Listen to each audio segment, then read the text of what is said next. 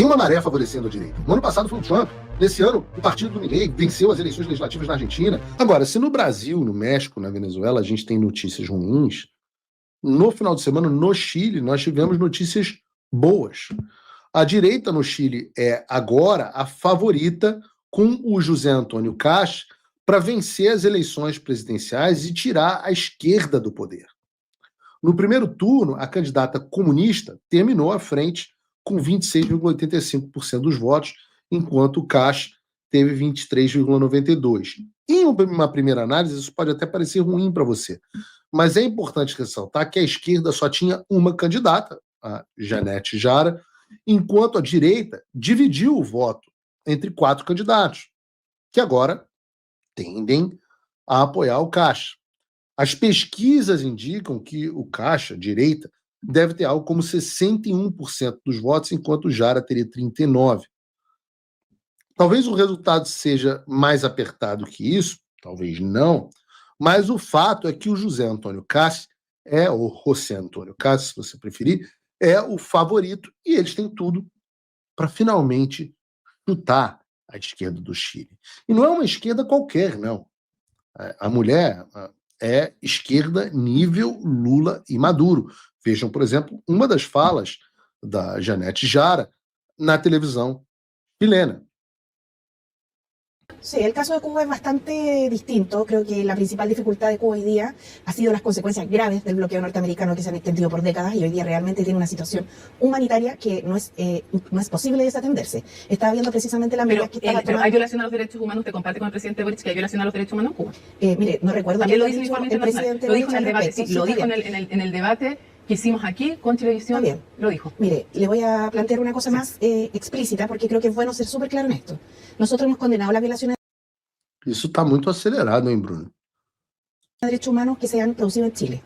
Sin lugar a dudas, porque entre otras cosas mi partido y su militancia han sido de las principales víctimas de aquello. Hemos perdido a muchas personas tanto en sus vidas como en el exilio y en otras medidas represivas, ¿no? Y ese mismo estándar es el que aplicamos para donde existan violaciones a los derechos humanos. ¿Las hay en Cuba? Claramente las consecuencias del bloqueo generan, y vuelvo a eso, una situación en la que hay una crisis humanitaria importante. Y eso no es algo que en el debate pueda estar lejos, ahora, puede estar fuera de la debate, perspectiva. El presidente Boric dijo, no hay por qué elegir entre condenar categóricamente el bloqueo y denunciar las violaciones a los derechos humanos en Cuba. Por eso quiero saber, si usted ya me acaba de decir que considera un régimen autoritario, es decir, que considera una dictadura. Veja esa parte. No, pero Venezuela, perdón. Sí, no, Venezuela. Claro, es que no quiero reafirmar porque no es así, no considero lo mismo de los dos países. Eso es lo que quiero entender. Usted no considera una dictadura Cuba. No, yo creo que Cuba tiene un sistema político distinto del nuestro, que efectivamente un partido único. Vejam, prestem atenção. No Cuba é um regime democrático distinto do nosso. Aí a mulher da CNN Chile, eu acho até que fica o exemplo aí para a CNN Estados Unidos e para a CNN Brasil, ela está confrontando a candidata, falando assim, como não há liberdade, não há liberdade de expressão.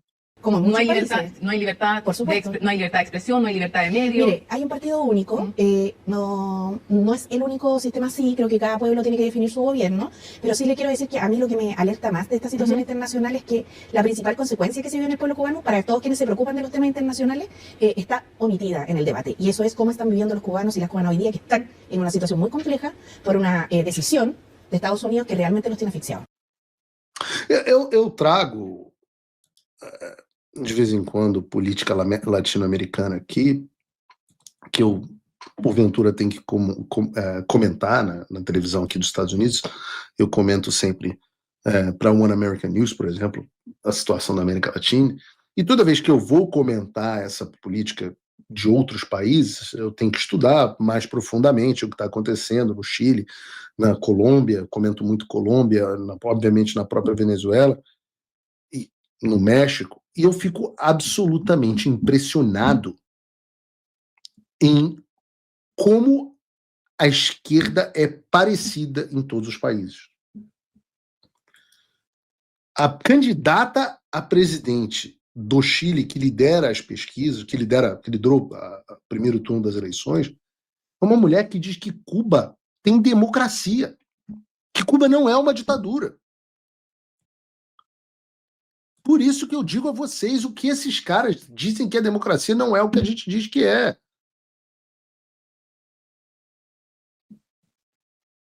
E eu trago o Chile porque o Chile traz uma esperança para o Brasil. Porque hoje o Brasil tá na merda, vou usar o bom português, mas o Chile, porque ainda tem um sistema eleitoral, os chilenos parecem estar cansados disso. Nas eleições legislativas já varreram a esquerda e a direita conseguiu maioria tanto na Câmara quanto no Senado. E eu digo, é uma coisa muito parecida com o Brasil. De um lado você tem uma candidata comunista que diz que Cuba é uma democracia, e do outro lado você tem o Zé Antônio Cássio liderando a direita do senso comum, da liberdade econômica, do conservadorismo. E eu digo, há esperança. Tem uma maré favorecendo a direita. No ano passado foi o Trump. Nesse ano, o partido do Milei venceu as eleições legislativas na Argentina. Na Bolívia, a esquerda perdeu pela primeira vez em décadas. Na Colômbia, tudo indica que nós teremos o partido do Petro fora do poder, ou seja, existe luz no fim do túnel em termos de vontade popular na América Latina toda. No Brasil, a gente tem que garantir que tenha eleições, que tenham de fato eleições com candidatos que nos representem. E não adianta fechar os olhos, enfiar a cabeça num buraco, desistir, isso não vai resolver o problema. As pessoas que estão assim, não vamos falar sobre esses assuntos, não quero nem mais ver o que está acontecendo, porque eu não vou ver o que está acontecendo, eu não vou me estressar. Não, você não tem essa opção. Se você estiver desinformado, o seu destino será o destino do México, onde o partido da presidente controla o Supremo Tribunal Federal, todos os juízes federais. Não sei se vocês sabem, uma das primeiras coisas que eles aprovaram no ano passado, no México, na reforma eleitoral, foi eleições para juiz, inclusive para ministro do STF. O que aconteceu? Um STF que já era politizado se tornou mais uma instituição capturada completamente pela esquerda. Então, se você não estuda o que está acontecendo, se você não observa o que está acontecendo nos outros países, você vai ignorar os avisos, e isso é ruim para você.